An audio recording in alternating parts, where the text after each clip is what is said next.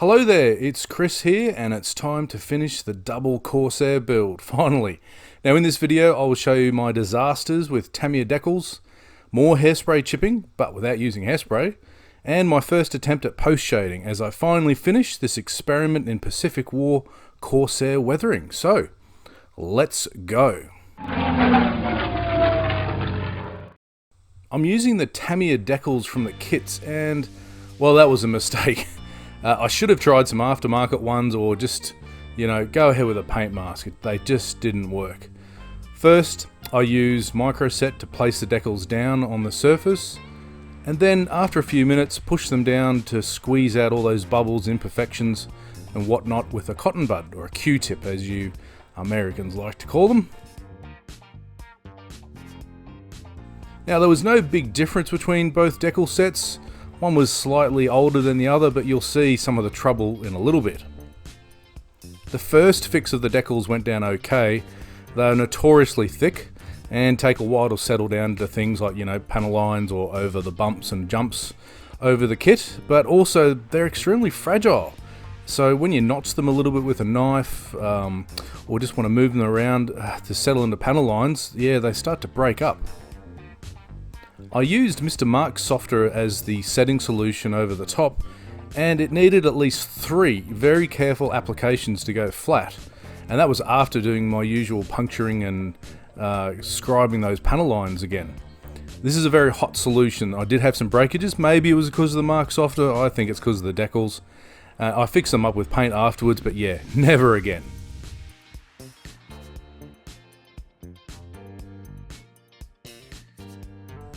This was all sealed with my favourite flat coat, dull coat, thinned with some Mr. Leveling thinner. They sort of disappeared, but you'll notice the decals were out of register. And what that means, the white underneath the blue was showing on the outlines around all the randels.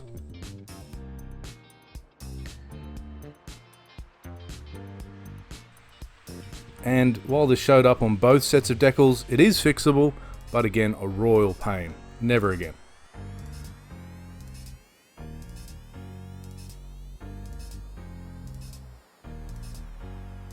I really love the range of enamel washes from Tamiya, and I've almost thrown out all of my MiG ammo or AK ones, the ones in the plastic bottles, or I've transferred them to these spare glass bottles from Tamiya, because they've got that nice little brush applicator built in.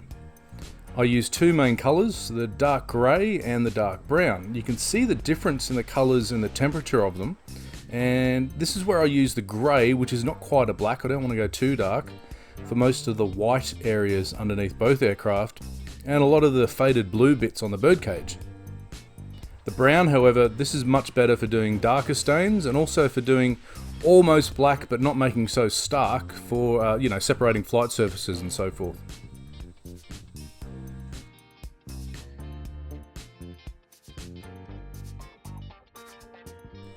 You don't need a complete gloss coat over the model before you put down panel line washes, although it does help a bit in terms of cleanup. Most of the time I just use the brush straight out of the bottle, but sometimes a liner brush is better for finer application. For the ejection ports under the wings, I wanted a little bit more rough stains, and I could have really added another layer of colour here with some other washes instead, but you'll see soon that I use some post shading for the same effect, or I could have just done the whole thing with oils.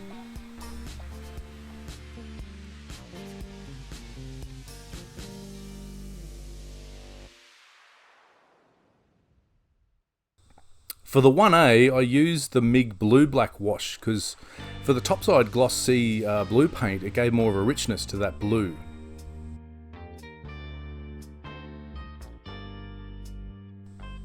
Now, you could stop here and call this a day, and with all that paintwork, the pre-weathering, the chipping, and the panel line washes, I honestly think this looks pretty good, but I wanted to go a bit further, so let's keep going.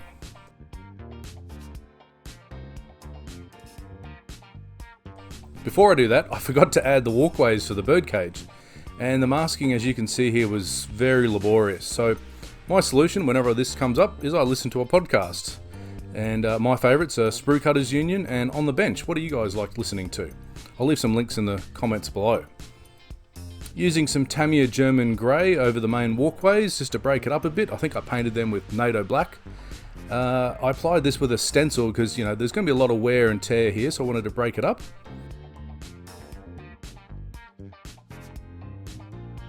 I then tried out my new, well, we can call it a ghetto style of hairspray chipping without using hairspray. Because the lower layers of paint and the decals are all sealed with dull coat, with a nice solid matte coat, and because I diluted all this Tamiya paint with X20A, the acrylic thinner, not the lacquer thinner, I could go a bit rough here and, you know, go to town with my favourite airbrush needle, my busted one, and by just lifting up the applied paint, you know, it was literally minutes later, you can make some really cool scratches. I flooded the surface with water first, hoping that would sort of get things going. And yeah, scrubbing with my angle brushes. And I think this method's got some potential in the future, especially for tiny scratches, but also, you know, fading and bashing up a weathered paint scheme. So stay tuned on that one. Post shading is something I've never done before, so this is going to be interesting. First, I took the cap off the airbrush, so you just got the bare needle there. And then I diluted some MRP paint. I got some various mixes of exhaust suits, some black, red, brown. And I wanted to get this distinctive exhaust pattern you see on all Corsairs underside.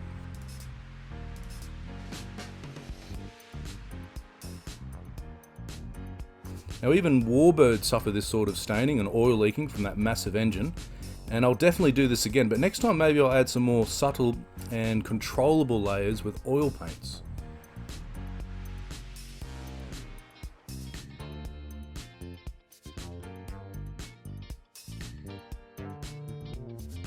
So you'll notice that the exhaust staining stops at that flap that sticks out from the bottom of the fuselage. It doesn't go all the way back, so you've got to stop it there as it gets deflected away to the sides. It's then picked up again at the back of the fuselage, so I slowly added more streaks and stains around the panel lines there with that post shading technique.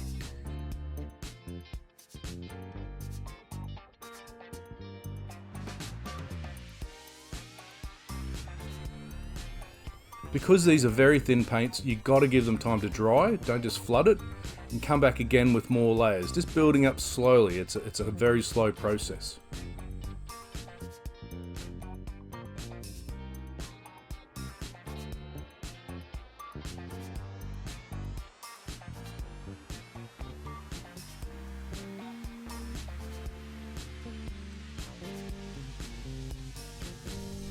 Switching to the top side, the post shading is really helpful when adding more shadows to the flight surfaces, like the flaps, but also I thought it did really well putting little stains, you know, grease and just dark stains from where the crew handled like things like the gun hatches, and also on those panel lines, just to give it a bit more depth, give more volume to the model.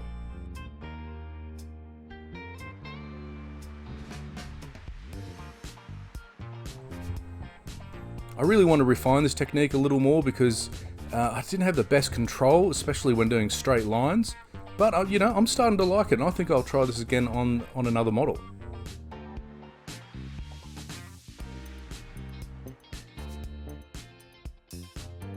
I also added some faint shadows underneath the ribs on the fabric part of the wings and the rudder. Remember, this is very thin paint and it takes a while to show through and build up the effect you want. I might have been better taping that off next time.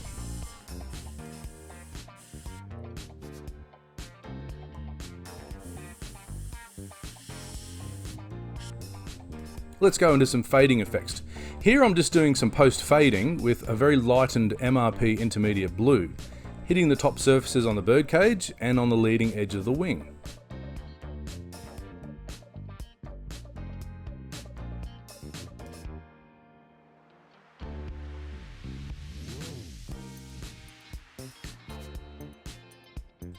What I'm trying to do here is break up that whole big area and get some of those bleached effects you see in almost all the references.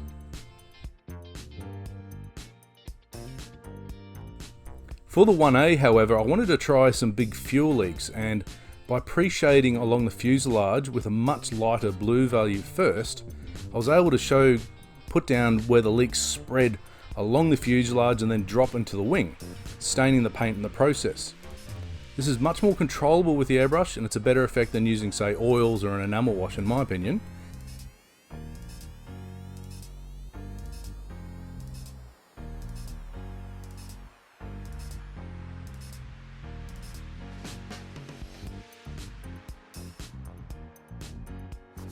but to finish it off it needs a layer of very clear yellow.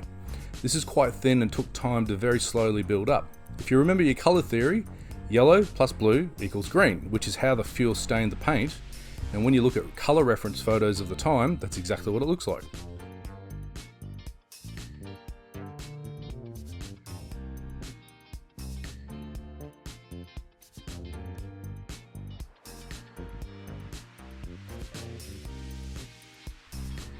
I later tried outlining these stains with some darker blue values just to make it pop that little bit more.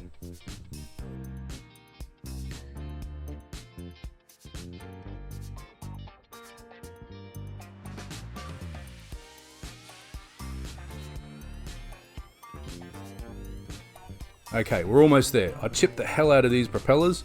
Okay, maybe too much, but you know, they did get worn on the backside of the props on those coral airfields. I used the same hairspray process I did on the last video, but then I added a layer of masking solution to do the yellow tips, so they're actually double chipped as well.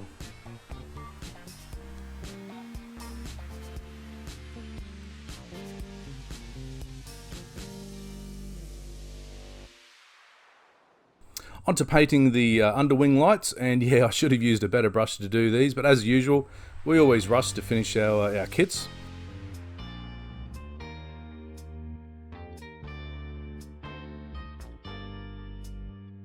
And finally the bit all aircraft modelers love. We love unmasking that canopy. Doesn't this always feel great? And I had no real issues. I had a little bit of overspray on the 1A, but I cleaned that up with just a wooden toothpick. It doesn't scratch the clear surface. You can just chip away where the mask was a little bit not quite right. And the eagle-eyed of you will probably notice I used a 1D canopy here by mistake. Oh well. Finally, antennas, and of course, this always happens, I broke one on each of the Corsairs, but it was a quick and easy fix, and adding easy line with a bit of super glue just puts that last effect in. With the landing gear attached to the Birdcage and the 1A on its flight stand, the models are finished. Huzzah!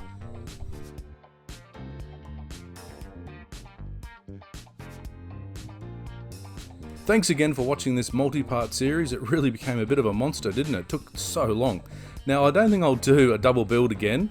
Well, never say never, but I learned so much from this very long-winded experiment. I learned about colours, post shading, double layer chippering, yep, and it's all because I want to tackle a 132 Tamiya Corsair in the future.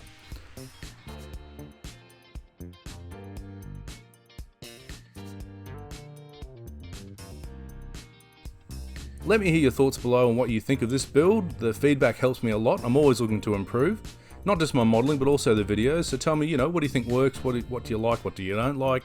Also, what interests you for a future video?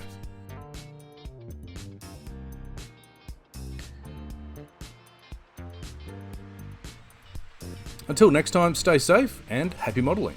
Cheers.